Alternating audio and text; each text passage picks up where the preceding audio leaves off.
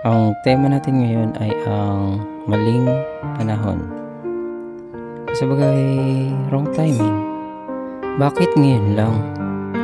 Bakit kung kailan ang pagitan natin ay hindi lang distansya, kundi mga bakod at mga sumpaan na hindi pwedeng buwagin?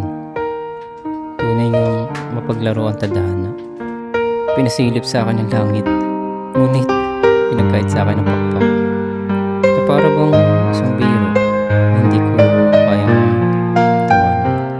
Gusto kitang ipaglaban, pero paano susugal kung ang kalaban ay oras na hindi kailanman naghihintay?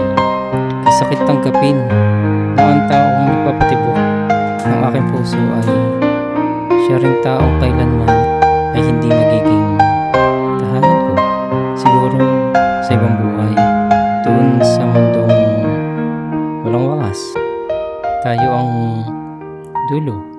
Pero dito sa lupit ng realidad, sapat na ang hapdi na minahal kita sa maling pagkakataon.